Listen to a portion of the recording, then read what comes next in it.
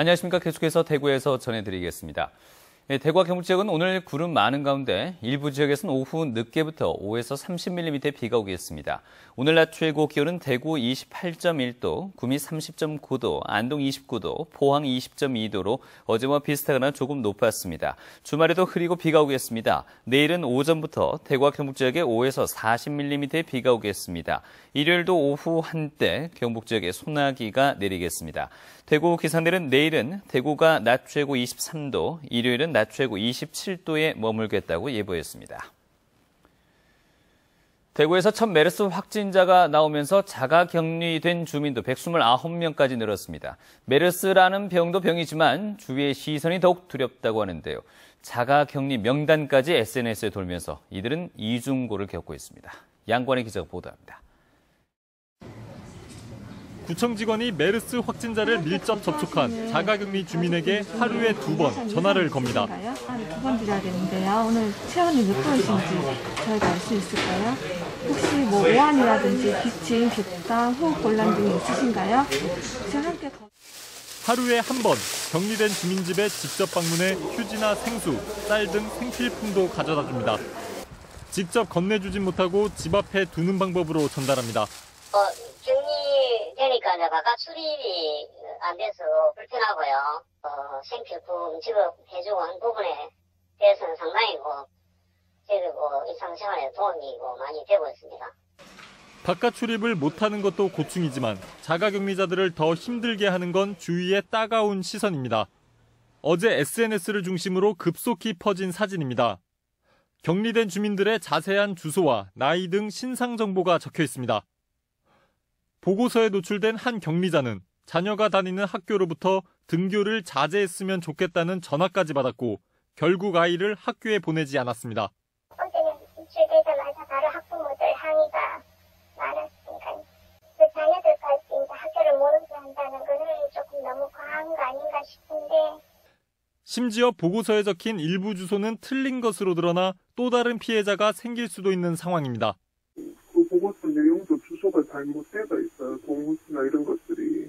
잘못된 정보로 인해서 제3, 제4 피해자가 또 나올 거 아니에요. 대구에서 자가격리돼 관찰받고 있는 인원은 모두 129명. 모두 다 하루빨리 격리해서 해제되기만을 기다리고 있습니다. MBC 뉴스 양관입니다. 대구시는 메르스 확산 방지를 위해서 2개 반 5명으로 구성된 방역팀을 투입해 남구 전역을 수도했고 확진자 동선을 중심으로 식당과 호텔 등을 비롯해 다중집합시설과 학교 등 180여 곳을 집중 소독했습니다. 또 35명의 자가격리자들에게 2,400여만 원의 긴급 생계비를 지원했고 주간 부서인 남구청에 소독비와 직원 인건비 등 6억 원의 교부금을 지원했습니다. 대구시는 방역을 계속하는 한편 메르스 관련 정확한 정보 전달을 위해 홍보 동영상을 배포하고 열화상 카메라도 확대 설치할 예정입니다. 한편 대구시는 지난 14일 확진 환자 김 씨가 다녀간 목욕탕의 CCTV 분석 결과 김 씨가 지난 일요일 오후 1시 47분에서 3시 9분까지 목욕탕을 이용한 사실을 확인하고 김 씨의 방문 이전 시간에 목욕탕을 나선 사람은 격리를 해제했다고 밝혔습니다. 대구시는 지금까지 목욕탕 이용자 가운데 101명의 신원이 확인되지 않았다면서 동명 목욕탕 인근에 자진신고 안내 현수막을 내거는 등 시민들의 적극적인 자진신고를 당부했습니다. 대구시교육청은 메르스와 관련해 자가격리된 학생과 같은 학교에 다니는 학생들에게 등원을 거부하는 문자를 학부모들에게 보낸 수성구 모 학원에 등록 말소 등 행정처분을 하기로 했습니다. 이 학원은 등원 거부는 물론 앞으로 해당 학교 학생들의 추가 입학도 거부하겠다는 문자를 보내기도 했습니다. 또 경쟁학원 학생이 메르스에 감염됐다며 허위 사실을 유포한 혐의로 달서구 모 학원을 경찰에 수사 의뢰했습니다. 지난 6일 발표된 7차 전력수급 계획의 골자는 계획했던 화력발전은 취소하고 원전을 더 건설한다는 것입니다.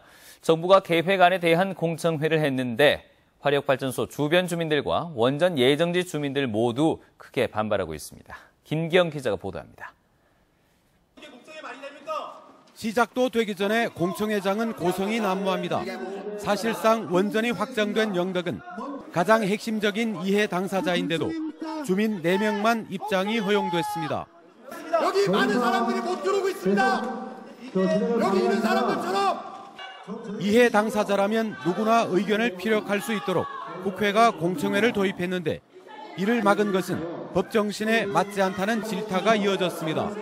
이 공청회장 밖에 기다리고 있는데 입장권을 받지 못해 들어오지 못하고 있습니다. 저는 그것은 입법부가 준 법적 공청회 취지와 매우 어긋난다고 생각합니다.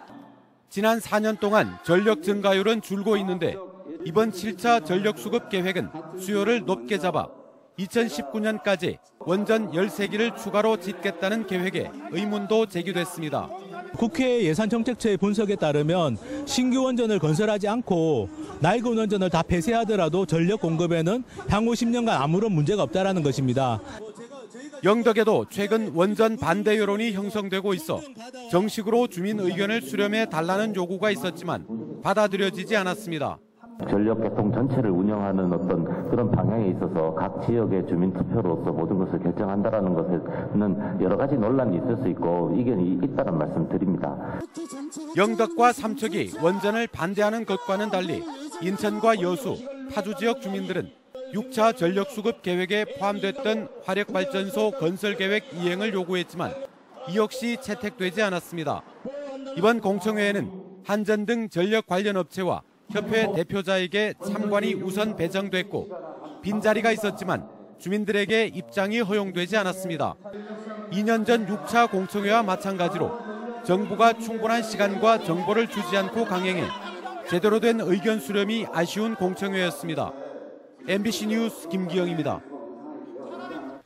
경상북도에 따르면 가뭄으로 인한 도내 농작물 피해 면적은 7개 시군 582헥타르로 늘었고 대부분이 잎이 시든 피해로 나타났습니다.